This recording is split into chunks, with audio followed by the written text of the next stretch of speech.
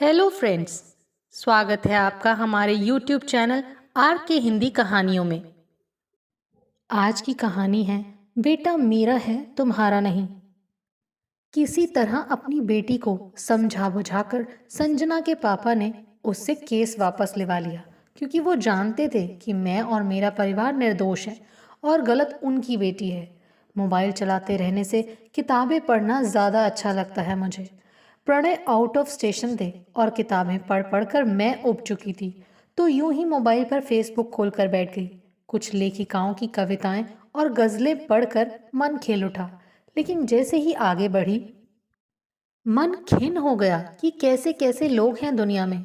मूर्ति type photo डालकर लिखते हैं कि तुरंत लाइक करो, जय श्री राम लिखो तो तुम्हारे बिगड़े काम बन जाएंगे, या फिर कोई खबर सुनने को मिलेगी ज़रूर। कोरा झूठ। ऐसा भी होता है क्या कभी? फ़ोन बंद करने ही लगी थी कि सोचा चलो ज़रा अपना फेसबुक अकाउंट खोल कर देखती हूँ। बहुत समय हो गया देखे। सच में पुराने कुछ फोटोज देखकर मन चिहुक उठा और मुंह से निकल गया, अरे मेरे बिट्टू के बचपन की तस्वीरें। कुछ ही पलों में मैं पुरानी यादों में खो गई। जब मेरा बिट्टू 2.5 साल का था तब मैंने उसके कई फोटोज यूं ही निकाल लिए थे। कहा भी था प्रणय ने कि क्यों इतने गंदे संदे चेहरे का फोटो ले रही हो, जरा तैयार तो कर दो पहले। तो मैंने कहा था यही तो खुशनुमा यादें बनेंगी। अब सच में इन्हें देखकर और भी कई यादें ताज़ा हो गईं। इस फोटो को देखो, कितना पाउडर पोत लिया था उसने अपने चेहरे पर तभी। एकदम जोकर लग रहा था और मैंने झट से उसकी फोटो क्लिक कर ली थी। और ये उसका नींबू खाते हुए कैसा बंदर सा मुंह बना लिया था, और हम हंस हंस कर लोटपोट हो गए थे। मजाल थी जो ड्रेसिंग टेबल पे मेरा कोई भी मेकअप का सामान सही सलामत रहे, इसीलिए सब कुछ छिपा कर रखना पड़ता था मुझे उसके डर से। आज भी याद है मुझे उसका वो प्यारा प्यारा मुखड़ा, पतले पतले लाल लाल अधर, तीव्र चितवन, काले काले भ्रमर के समान बाल, और उस पर उसकी प्यारी प्यारी तोतली बातें। खूब पटर पटर बोलता था, और अब देखो कितना शर्मीला हो गया। उसके फोटो पर कितने सारे कमेंट्स और लाइक्स आए तभी। दिखाऊंगी प्रणय को, फिर देखना कैसे उनका भी चेहरा खिल उठेगा। मन हुआ क्यों ना ये सारे फोटोज फिर से फेसबुक पर अपलोड कर दूं। कुछ ही देर में बिट्टू दनदनाता हुआ मेरे पास आकर कहने लगा कि क्यों मैंने उसकी ऐसी बकवास फोटोज फेसबुक पर अपलोड कर दी। उसके सारे दोस्त अले ले ले बिट्टू बाबा, सोना बच्चा कह कहकर उसका मजाक बनाकर हंसे जा रहे हैं। उसकी बातें सुनकर मुझे भी हंसी आ गई। मैं बोली हाँ तो क्या हो गया, हंसने देना। वैसे तो लग ही रहा है नन्ना सा छोटा सा बाबू तो। मेरी बात पर वो और बेदब कर उठा और आप भी ना माँ कहकर वहां से चला गया। वैसे तो उसका नाम रुद्र है, पर अभी भी वो मेरे लिए तो मेरा छोटा सा बिट्टू ही है। 12 साल का हो गया है, पर अभी भी उसका बचपन गया नहीं। जब भी स्कूल से आता है मेरे गले से झूल जाता है और कहता है माँ मैं आपको छोड़कर कहीं नहीं जाऊंगा।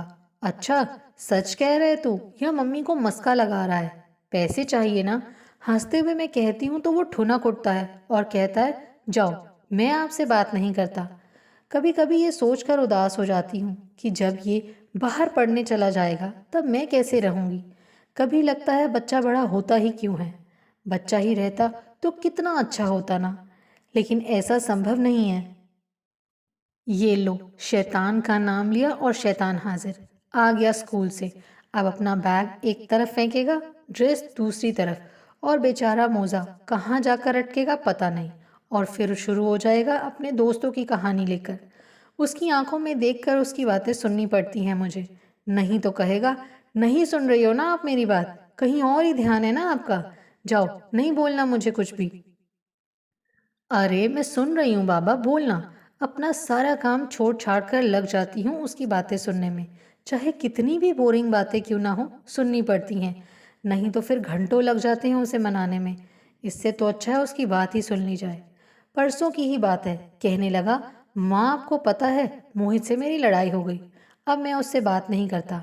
अरे नहीं बेटा, दोस्ती में तो ये सब चलता रहता है। इसका ये मतलब नहीं कि एक दूसरे से बात करना ही बंद कर दें। गलत बात है।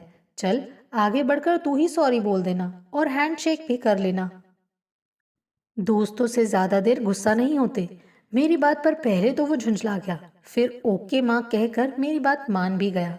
छोटी से छोटी बातें वो मुझसे शेयर करता है, जैसे कि मैं उसकी दोस्त हूँ। वैसे मुझे भी अच्छा लगता है उसकी हर बात सुनना, क्योंकि माँ व बेटे के अलावा हम अच्छे दोस्त भी तो हैं। अगले दिन मेरे फ़ोन पर फिर किसी अनजान नंबर से फ़ोन आया। ना चाहते हुए भी मैंने फ़ोन उठा लिया। हेलो, कौन? मैंने पूछा। तुम शिखा बोल रही हो ना? उधर से उस अनजान शख्स ने मुझसे पूछा। हाँ, मैं शिखा बोल रही हूँ, लेकिन आप कौन? मैंने पूछा तो वो चुप हो गया। पता नहीं क्यों मुझे उसकी आवाज़ कुछ जानी पहचानी सी लग रही थी, पर कुछ याद नहीं आ रहा था। और ये भी लगा कि उसे मेरा नाम कैसे मालूम है। लेकिन फिर जब मैंने हेलो कहा तो वो कुछ नहीं बोला। मैं फ़ोन रखने ही लगी थी कि वो शिखा, मैं अखिल कहकर चुप हो गया। अखिल? उसका नाम सुनते ही मैं सन्न रह गई। एकदम से मेरी आंखों के सामने वो सारा दृश्य नाच गया जो सालों पहले मुझ पर बीता था। खून खौल उठा था मेरा। दांत भींच लिए मैंने गुस्से से। तुम्हारी हिम्मत कैसे हुई मुझे फोन करने की? जरा भी शर्म है तो फिर फोन मत करना। कहकर मैं फोन काटने ही लगी कि वो कहने लगा, प्लीज प्लीज शिखा, फोन मत काटना, बस एक बार मेरी बात सुन लो। वो बिट्टू, मेरा मतलब है तुम्हारे बेटे की फोटो फेसबुक पर देखी तो रहा नहीं गया, इसीलिए फोन कर दिया। बहुत ही प्यारा बच्चा है। अब तो काफी बड़ा हो गया होगा ना? हाँ, हो गया। तो तुम्हें क्या? तुम क्यों इतनी जानकारी ले रहे हो? मैंने गुस्से से भर कर कहा। तो वो क्षण भर के लिए चुप हो गया। फिर कहने लगा कि वो किसी गलत इरादे से नहीं पूछ रहा। फिर खुद ही बताने लगा कि अब वो दिल्ली में रहता है अपने पिता के साथ। मुझसे पूछा कि मैं कहाँ हूँ अभी, तो मेरे मुंह से निकल गया, यहीं दिल्ली में ही। कहने लगा वो मुझसे मिलना चाहता है।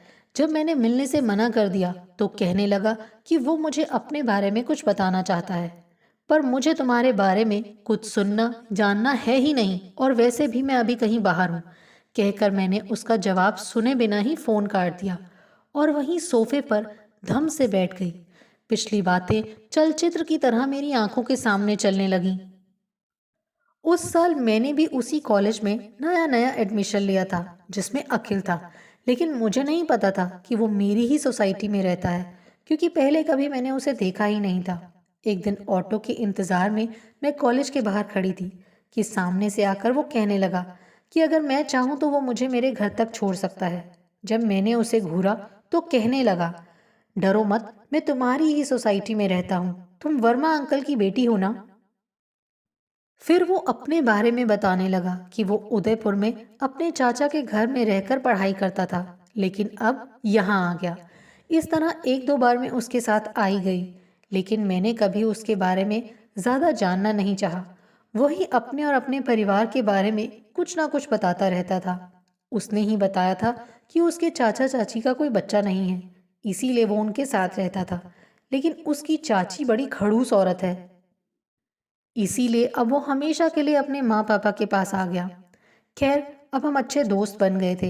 एक बार मैं भी उसके घर गई थी नोट्स के लिए, तब उसके परिवार से भी मिली थी। अखिल के अलावा उसके घर में उसके माँ पापा और एक छोटी बहन थी जिसका नाम रीनल था। एक ही कॉलेज में पढ़ने के कारण अक्सर हम पढ़ाई को लेकर मिलने लगे। इसी मिलने मिलाने में कब हम दोनों के बीच प्यार का अंकुर फूट पड़ा, हमें पता ही नहीं चला। अब हम रोज किसी न किसी बहाने मिलने लगे और इस तरह से हमारा प्यार 3 वर्षों तक निर्बाध रूप से चलता रहा। लेकिन कहते हैं ना, इश्क और मुश्क छुपाए नहीं छुपते। एक दिन मेरी अंचला दीदी को हमारे प्यार की खबर लग गई और मजबूरन मुझे उन्हें सब कुछ बताना पड़ा। पहले तो उन्होंने मुझे कसकर डांट लगाई, कहा कि मैं कॉलेज पढ़ने जाती हूँ या इश्क फरमाने। फिर वो मुझसे पूछने लगी कि क्या हम शादी करना चाहते हैं या यूं ही टाइम पास। नहीं दीदी, हम प्यार करते हैं और शादी भी करना चाहते हैं, मैंने कहा। दीदी बोली, पर क्या उसके माता पिता इस रिश्ते को मानेंगे? भले ही उसके माता पिता ना माने, पर हम तो एक दूसरे से प्यार करते हैं ना दीदी। दीदी का हाथ अपने हाथों में लेकर बड़े विश्वास के साथ मैंने कहा था, दीदी अखिल मुझसे बहुत प्यार करता है। कहता है अगर मैं उसे नहीं मिली तो वो मर जाएगा, इसीलिए हमने चुपके चुपके सगाई भी कर ली। दीदी, सगाई की बात सुनकर दीदी चुप हो गई, लेकिन फिर इतना ही कहा कि बता तो देती हमें। लेकिन ये बात मैं उन्हें बता नहीं पाई कि हमारे बीच शारीरिक संबंध भी बन चुके हैं। जब भी अखिल मेरे समीप आता, मैं खुद को उसे समर्पित करने से रोक नहीं पाती थी, क्योंकि मैं जानती थी कि हम एक ना एक दिन तो साथ होंगे ही। और अखिल भी तो यही कहता था। अब जब भी मुझे अखिल से मिलने जाना होता, दीदी मेरा साथ देती, पूछने पर बता देती माँ पापा को कि उनके घर पर ही हूँ। इस तरह हमारा मिलना और भी आसान हो गया। इधर कुछ दिनों से मेरी तबीयत ठीक नहीं लग रही थी। कुछ खाती पीती तो उल्टी जैसा मन करता, कमजोरी भी बहुत महसूस हो रही थी। शंका हुई कि कहीं कुछ गड़बड़ तो नहीं, और मेरी ये शंका जायज़ थी। रिपोर्ट पॉजिटिव आई और मैं नेगेटिविटी से भर गई। मन में अजीब अजीब तरह के विचार आने लगे। कभी कभी लगता दीदी को सब कुछ बता दूं, कभी लगता नहीं, और फिर दीदी तो माँ को बता ही देंगी, इतनी बड़ी बात नहीं छिपाएंगी, और माँ वो तो मुझे मार ही डालेंगी। लेकिन अब चारा भी क्या था। सुनते ही दीदी तिलमिला उठी, गरजते हुए बोली, शादी के पहले ये सब, और अब बता रही है तो मुझे। पर दीदी मैं तो आपको बताने ही वाली थी। लेकिन प्लीज़ दीदी प्लीज़, आपको माँ पापा से हमारी शादी की बात करनी होगी और राज़ी भी करना होगा उन्हें। नहीं तो, कहकर मैं सिसक पड़ी। नहीं तो क्या, जान दे देगी अपनी? ठीक है, मैं देखती हूँ। कहकर वो वहां से चली गई, और मैं फिक्र में पड़ गई कि पता नहीं अब माँ पापा कैसे रिएक्ट करेंगे। मैं और अखिल एक दूसरे से प्यार करते हैं और हम शादी करना भी चाहते हैं। ये सुनकर माँ पापा का हृदय अकस्मात क्रोध से भर उठा। पर जब दीदी ने उन्हें समझाया कि लड़का देखा भाला है और ये एक दूसरे से प्यार करते हैं, तो क्या हर्ज है शादी करवाने में। और सबसे बड़ी बात कि शादी के बाद उनकी बेटी उनकी आंखों के सामने ही रहेगी, तो और क्या चाहिए उन्हें। पहले तो माँ पापा ने मौन धारण कर लिया, लेकिन फिर उन्होंने हमारी शादी के लिए अपनी पूर्ण सहमति दे दी। लेकिन दीदी ने उन्हें ये नहीं बताया कि मैं माँ बनने वाली हूँ।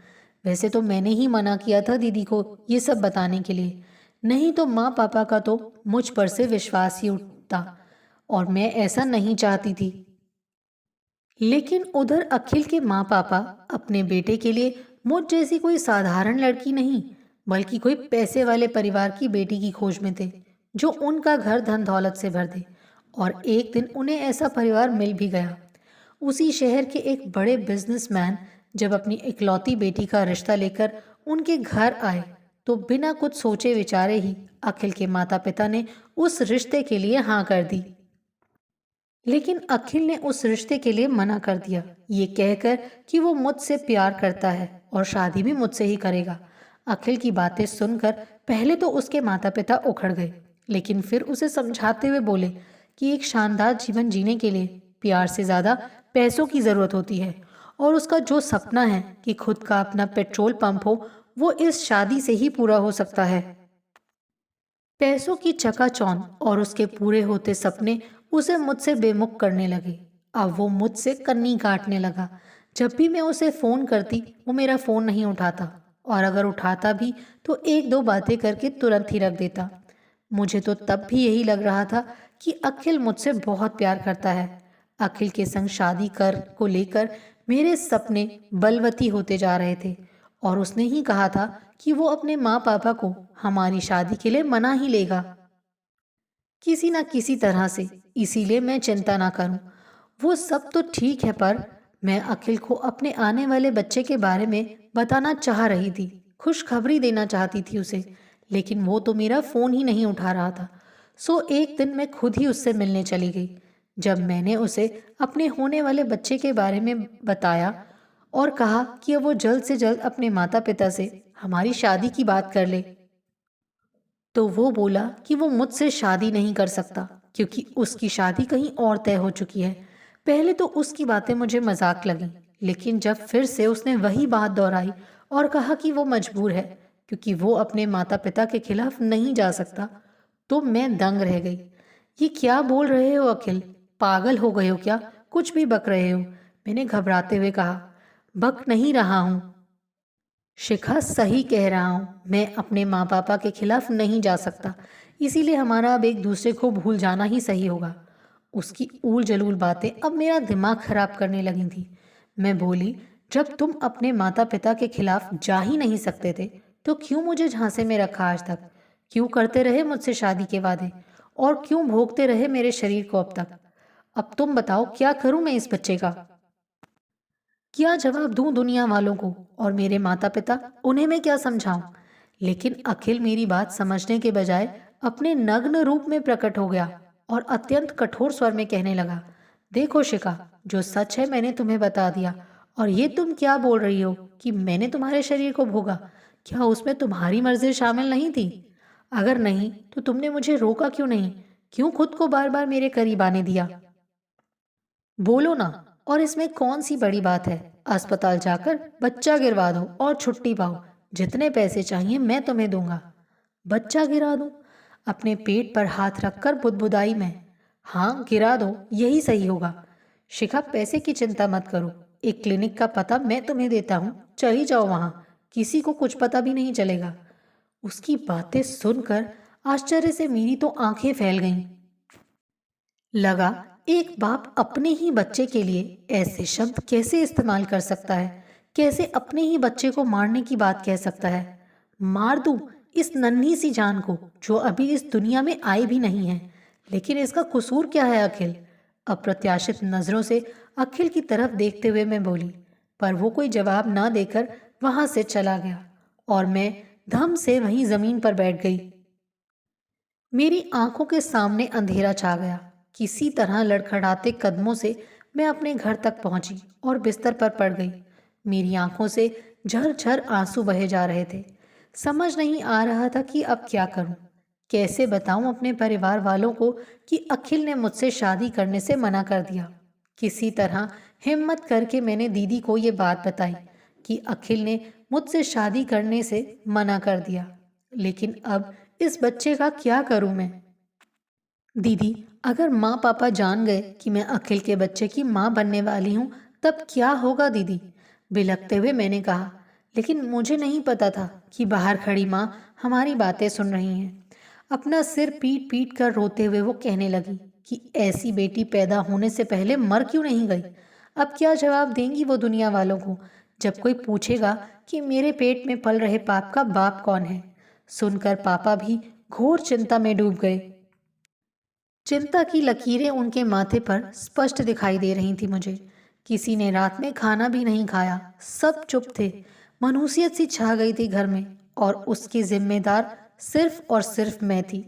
अब मेरा मर जाना ही सही रहेगा। क्या होगा, लोग चार बातें कहेंगे फिर चुप हो जाएंगे, मगर माँ पापा को इस दुख से छुटकारा तो मिल जाएगा ना। ये सोचकर मैं घर से निकल पड़ी। अभी मैं उस पुल से छलांग लगाने ही वाली थी कि किसी ने मुझे पीछे से खींच लिया। देखा तो प्रणय था। क्यों बचाया आपने मुझे? छोड़िए, मेरा मर जाना ही सही है, क्योंकि इसके सिवा और कोई रास्ता नहीं बचा मेरे पास। कहकर मैं झटके से भागने ही वाली थी कि उसने एक जोर का तमाचा मेरे गाल पर दे मारा और कहने लगा कि क्या मेरे मर जाने से सारी समस्या खत्म हो जाएगी? नहीं, लोग तब भी माँ पापा का जीना हराम कर देंगे। तो क्या करूं मैं? बोलकर बिलक पड़ी थी मैं। उसने कसकर मुझे अपने सीने से ये कहकर लगा लिया कि सब ठीक हो जाएगा। मेरी दीदी का देवर, जो मन ही मन मुझे चाहता था पर कभी बता नहीं पाया, सब कुछ जानते बूझते हुए भी उसने न सिर्फ मुझे अपनाया बल्कि मेरे बेटे रुद्र को भी। रुद्र उसका अपना खून नहीं है, फिर भी प्रणय के प्यार और अपनेपन ने मुझे अखिल के धोखे फरेब को भूलने पर मजबूर कर दिया। फोन की घंटी ने मुझे वर्तमान में लाकर खड़ा कर दिया। देखा तो प्रणय का फोन था। उसने कहा कि परसों तक वो घर आ जाएगा। ठीक है, कहकर मैंने अपनी आंखें बंद कर ली और एक लंबी सांस ली। दूसरे दिन फिर से अखिल का फोन आया और इस बार वो मिन्नतें करने लगा कि बस एक बार वो मुझसे मिलना चाहता है। इस बार मैं झूठ नहीं बोल पाई और कहीं बाहर ही मिलने को बुला लिया, क्योंकि मुझे भी उसे दिखाना था कि देखो, छोड़ दिया था ना तुमने मुझे मझधार में। लेकिन किसी ने आकर बचा लिया मुझे डूबने से। लेकिन मैं तो खुद ही उसे देखकर अवाक रह गई, क्योंकि वो पहले वाला अखिल तो कहीं से दिख ही नहीं रहा था। अपनी उम्र से कितना अधिक दिखने लगा था वो। बाल आधे से ज्यादा सफेद हो चुके थे। आंखों पर मोटा चश्मा चढ़ चुका था और शरीर इतना जर्जर कि जैसे कुपोषण का शिकार हो गया हो। मुझे भी वो कुछ देर तक निहारता रहा, फिर पूछा, कैसी हो शिखा?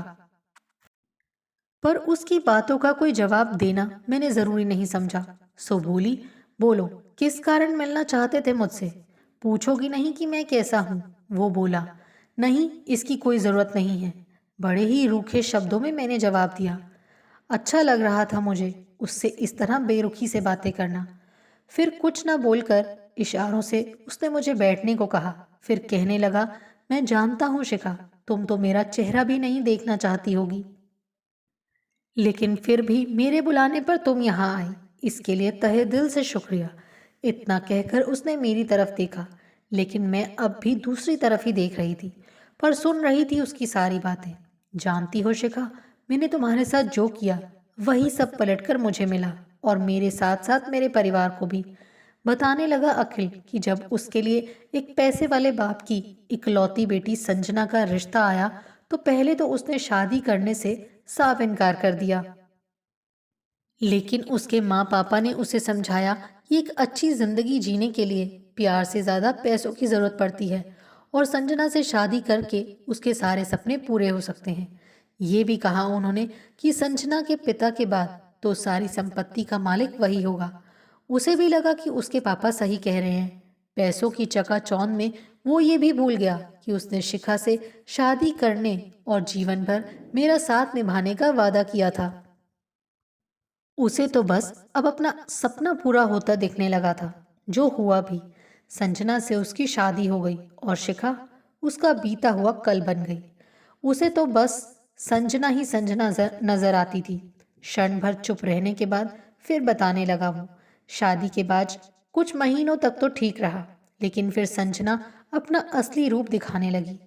बिना किसी को कुछ बताए घर से निकल जाती और जब मर्जी तब आती। कुछ पूछने पर पलट कर जवाब देती और कहती कि अब वो वही करेगी जो उसका मन होगा। सास ससुर ननद पति सबको वो अपने पैरों की जूती समझती थी। ऐसे ऑर्डर देती जैसे वो उसके खरीदे हुए गुलाम हो। एक रोज किसी बात पर माँ ने उसे कुछ कह दिया तो उन्हें भी भला बुरा बोलकर उनकी बेइज्जती करने लगी, जो रीनल को सहन नहीं हुआ। अब कोई भी बेटी अपनी माँ की बेइज्जती कितना सहन कर सकती थी। सो वो भी तू तड़ाक पर उतर आई। फिर क्या था, उसने एक जोर का थप्पड़ रीनल के गाल पर जड़ दिया और बोली कि वो सब उसके पैसों पर पलते हैं, इसीलिए उनकी कोई औकात नहीं उनके सामने मुंह खोलने की। दौलत तो बहुत आई घर में, पर सुख शांति चली गई घर की। लेकिन बात तब हद के बाहर जाने लगी जब एक रोज माँ ने उसे बताया कि संजना नए लड़कों को घर लेकर आती है और रीनल से उनकी आवभगत करने को कहती है। फिर आगे की बात वो बोल नहीं पाई। उस वक्त मैंने उस बात को ज्यादा गंभीरता से नहीं लिया। सोचा संजना के दोस्त होंगे तो इसमें क्या है। वैसे मेरे एक दोस्त ने भी बताया था मुझे कि उसने संजना को किसी के साथ प्राइड होटल के अंदर जाते देखा था, और पहले भी उसने उसे एक और के साथ सिनेमा हॉल में देखा था। तब भी मैंने इस बात को गंभीरता से नहीं लिया था। लगा था पैसे वाले घराने में शादी हुई है तो उससे सब जलते हैं। लेकिन जब मैंने खुद अपनी ही आंखों से उस रोज अपने ही बेडरूम में संजना के साथ एक शख्स को अजीब व्यवस्था में देखा तो सन्न रह गया। गुस्से के मारे मेरा रक्त गर्म हो गया। यानी कि सब सही कहते थे, और तुम्हारी इतनी हिम्मत कि तुम इस आवारा को हमारे बेडरूम तक ले आई। कहकर मैंने उस लड़के को एक तमाचा जड़ दिया। फिर धक्का मुक्की कर उसे अपने घर से बाहर निकाल कर जैसे ही संजना की तरफ मुड़ा, वो जोर से चीखी और बोली, तुम्हारी हिम्मत कैसे हुई मेरे दोस्त पर हाथ उठाने की और उसे घर से बाहर निकालने की? दोस्त, इसे दोस्ती कहती हो तुम? छी, शर्म आती है मुझे तुम पर और तुम्हारे उस दोस्त पर। संजना की तरफ घृणा भरी दृष्टि डाल मैं बोला था, अच्छा शर्म आती है तुम्हें, लेकिन मेरे पापा से पैसे लेते वक्त, पेट्रोल पंप खुलवाते वक्त शर्म नहीं आई थी तुम्हें? पैसे के लिए ही तो तुमने मुझसे शादी की थी, तो फिर मौज करो ना। अरे वो तो पापा की जिद थी, इसीलिए मैंने तुमसे शादी कर ली, वरना तो मेरे दीवानों की कमी नहीं थी इस शहर में। दुष्चरित्र संजना बोली थी। उसकी बातों पर अखिल की बोलती बंद हो गई, क्योंकि ये सच था कि पैसे के लालच में ही उसने इस रिश्ते के लिए हामी भरी थी। अब तो संजना और भी ढीठ हो गई। अब तो वो रात में भी दोस्तों के साथ बाहर जाकर गुलछर्रे उठाती और जब घर आती तो नशे में धुत होती। लेकिन अब अखिल और उसके परिवार के पास चारा भी क्या था, ये सब सहने के सिवा। लेकिन एक रोज जब अखिल और उसके परिवार को ये बात पता चली कि शादी के पहले भी संजना के कई लड़कों के साथ अंतरंग संबंध थे और वो 2 बार अपना गर्भपात भी करवा चुकी है, तो उनके तो पैरों तले जमीन खिसक गई। उन्हें लगा कितनी बड़ी गलती हो गई उनसे। दरअसल संजना के माँ पापा अपनी बिगड़ैल बेटी से परेशान हो चुके थे। उन्हें लगा कि अगर उनकी बेटी की शादी हो जाए तो शायद वो सही रास्ते पर आ जाएगी, और इसी कारण उन्होंने अपनी बिगड़ैल बेटी की शादी एक मध्यवर्गीय परिवार में, जिन्हें पैसे की बहुत जरूरत थी, कर दी। अखिल बोले जा रहा था तो हमें धोखे में रखकर एक बदचलन लड़की को मेरे पल्ले बांध दिया गया। ये कहकर मैंने सामने की मेज पर जोर से अपना हाथ पटका तो संजना व्यंग से हंसते हुए बोली, तो तुम्हें क्या लगा, तुम भाग गए थे मुझे? बड़े आए, तुम्हारे जैसे को तो मैं अपना नौकर भी ना रखूं कभी। पर पापा को अपनी इज्जत की पड़ी थी, इसीलिए वो तुम्हें खरीद लाए, समझे? कहकर वो जोर से हंसी, जो मुझसे सहन नहीं हुआ।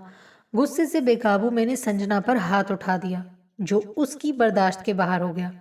खुद को लहूलुहान कर संजना सीधे पुलिस स्टेशन पहुंच गई और रो रो कर पुलिस को बताया कि उसके पति व ससुराल वाले आए दिन उस पर जुल्म करते हैं।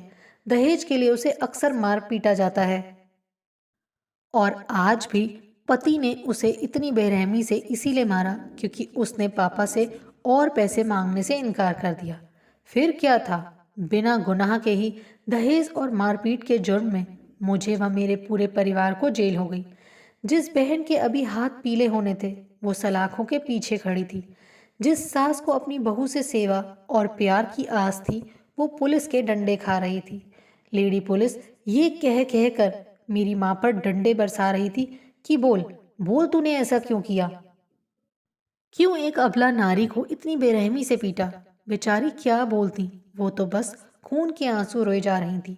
मैं और पिताजी भी पुलिस के हाथों टॉर्चर हो रहे थे। ये कहकर पुलिस हम पर भी डंडे बरसा रही थी कि शर्म नहीं आई दहेज मांगते हुए। किसी तरह अपनी बेटी को समझा बुझाकर संजना के पापा ने उससे केस वापस लेवा लिया, क्योंकि वो जानते थे कि मैं और मेरा परिवार निर्दोष हैं और गलत उनकी बेटी है।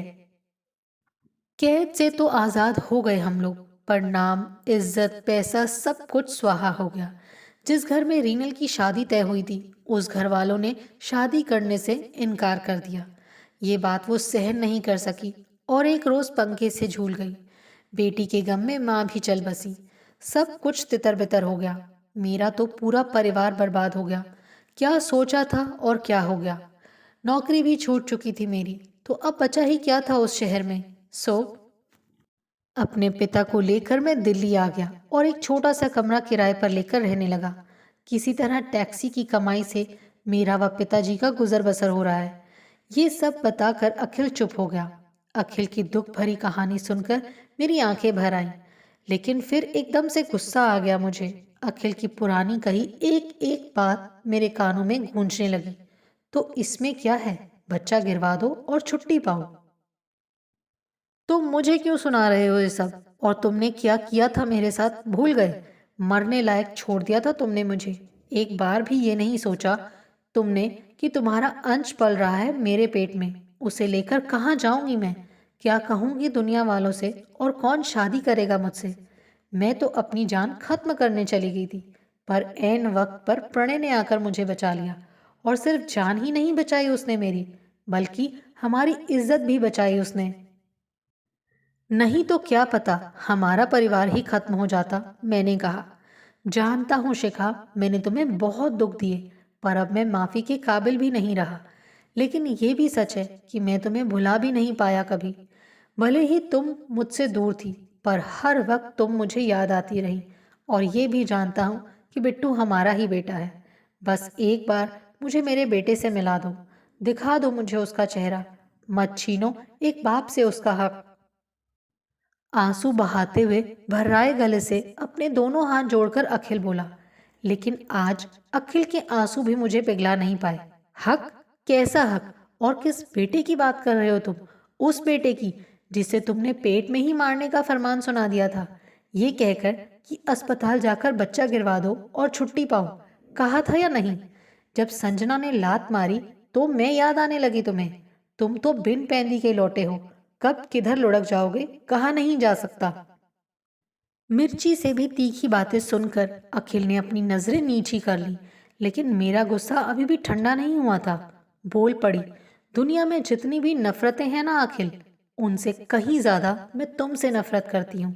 और एक बात गांठ बांध लो तुम, बिट्टू मेरा और प्रणय का बेटा है। इसीलिए आज के बाद ना तो तुम हमसे मिलने की कोशिश करना और ना ही कभी फोन करने की सोचना। ये कहकर मैं वहां से चलती बनी और वो देखता रह गया।